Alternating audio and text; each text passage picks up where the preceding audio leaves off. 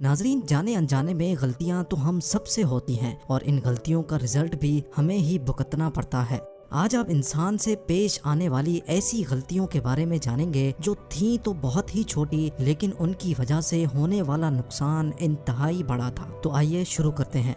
Number 5, Scotland के शहर Aberdeen के साहिल से 200 किलोमीटर दूर गहरे समंदर में पाइपर अल्फा के नाम से एक ऑयल रिग बनाई गई। 1976 में इस ऑयल रिग ने पहली बार ऑयल एक्सट्रैक्ट करने का काम शुरू कर दिया। समंदर के बॉटम से ऑयल निकालने का काम बिल्कुल ठीक ठाक चल रहा था। कुछ सालों के बाद जो कंपनी इस ऑयल रिग को ऑपरेट कर रही थी, उसने इस रिग के जरिए गैस निकालने का भी फैसला किया। लिहाजा जो रिग समंदर से सिर्फ ऑयल निकालने का काम करती थी, उसने अब गैस निकालने का काम भी शुरू कर दिया था। सब कुछ अंडर कंट्रोल था और सारे ऑपरेशंस बिल्कुल परफेक्ट चल रहे थे। लेकिन फिर एक ऐसा वाकया हुआ जिसने पूरी दुनिया में हेडलाइंस बना दी। जी हाँ, 6 जुलाई 1988 को गैस के एक वाल्व में मसला पेश आया तो सुपरवाइजर ने गैस पंप बंद करवा दिया। गैस वाल्व को मेंटेनेंस के लिए निकालकर उसकी जगह एक मेटल प्लेट लगा दी ताकि गैस ना निकल सके। सुपरवाइजर ने सबको इंस्ट्रक्शंस दी कि कोई भी गैस पंप को स्टार्ट ना करे। लेकिन जब अगली शिफ्ट शुरू हुई तो किसी ने भी इंस्ट्रक्शंस नहीं पढ़ी और गैस पंप स्टार्ट कर दिया। गैस वाल्व की जगह लगाई गई मेटल प्लेट में इतनी ताकत नहीं थी कि वो गैस का प्रेशर बर्दाश्त कर सके और वो एक ही पल में फट गई। फिर वही हुआ जो किसी ने भी नहीं सोचा था। एक जोरदार धमाका हुआ और पूरी रिग में आग भड़क उठी। ऑयल की वजह से आग मजीद बेकाबू हो गई और रिग में मौजूद पूरे 167 वर्कर्स मौके पर ही अपनी जानों से हाथ धो बैठे। एक छोटी सी गलती की वजह से कंपनी को $2 बिलियन का नुकसान उठाना पड़ा।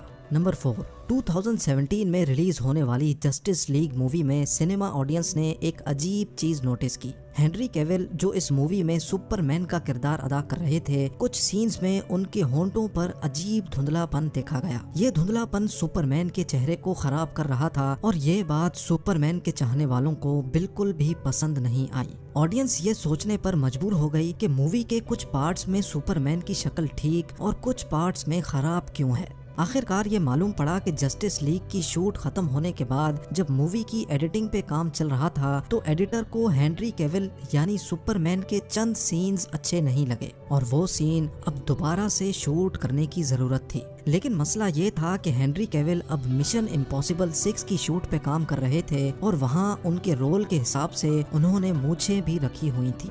जस्टिस लीग के चंद शॉट्स के लिए हेनरी को दोबारा क्लीन शेव करना थी, जिसकी परमिशन मिशन इम्पॉसिबल 6 के प्रोड्यूसर्स ने नहीं दी। आखिरकार हल्की शेव और मूछों के साथ ही जस्टिस लीग के चंद शॉट्स करने पड़े और अब एडिटर का काम था कि इफेक्ट्स के जरिए वो हेनरी को क्लीन शेव करे। एडिटर ने अपनी पूरी कोशिश की, लेकिन जो रिजल्ट सामने आया उसमें हेनरी की शक्ल काफी अलग हो चुकी थी। सिर्फ इन मूंछों की वजह से मूवी पर एक्स्ट्रा $25 मिलियन का खर्चा हुआ और साथ साथ मूवी की लो रेटिंग की वजह से जो नुकसान हुआ वो इससे भी काफी ज्यादा था।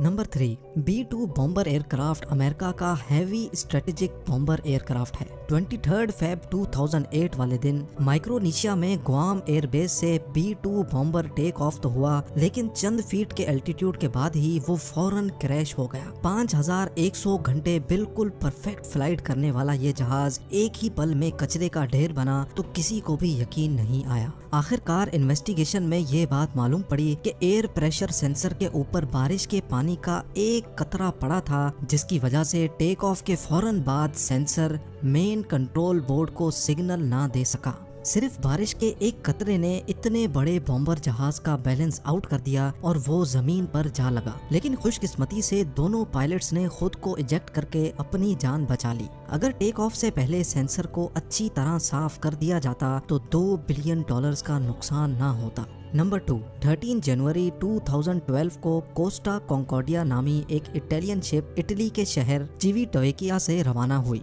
ये शिप एक हफ्ते के लिए मेडिटेरेनियन सी में क्रूज के लिए निकली थी, जिसका रूट पहले से प्लान किया जा चुका था। इस शिप में टोटल 3200 पैसेंजर्स और 1000 क्रू मेंबर्स मौजूद थे। क्रूज के चंद घंटों के बाद ही एक हादसे ने इस भारी भरकम क्रूज को अपनी लपेट में ले लिया। पैसेंजर्स की जान बचाने के लिए रेस्क्यू ऑपरेशन किया गया, लेकिन हादसे में 32 लोग जान की बाजी हार चुके थे।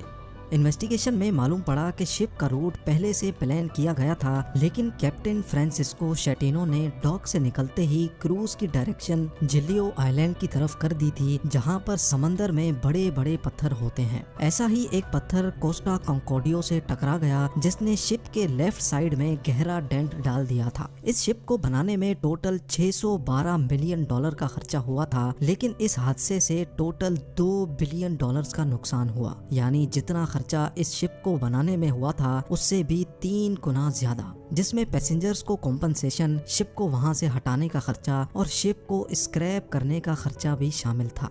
और अब नंबर 1, आज के दौर में एप्पल कंपनी के सिर्फ 10% शेयर्स की क्या कीमत होगी, इसका अंदाजा आप अच्छी तरह लगा सकते हैं। लेकिन एक ऐसा शख्स भी है जिसने एप्पल कंपनी के 10% शेयर्स सिर्फ $800 यानी 60,000 रुपयों में बेच दिए थे। स्टीव जॉब्स और स्टीव वॉजनियक के साथ साथ एक शख्स और भी था जो एप्पल के फाउंडर्स में शामिल है, और वो है रॉन वाइन। 1976 में रॉन वाइन ने स्टीव जॉब्स और स्टीव वॉजनियक के साथ मिलकर एप्पल कंपनी बनाई थी, जिसमें रॉन वाइन की मेहनत की वजह से उसको 10% कंपनी के शेयर्स दिए गए। उस वक्त रॉन वाइन के ऊपर कुछ कर्जा चढ़ा हुआ था, जिसकी वजह से उसने $800 में वो शेयर्स बेचकर अपना कर्जा उतार दिया। लेकिन आज उन शेयर्स की कीमत 120 बिलियन डॉलर्स है। यानी अगर रॉन वो शेयर्स बेचने की गलती ना करता तो आज वो दुनिया का 5वां अमीर तरीन इंसान होता।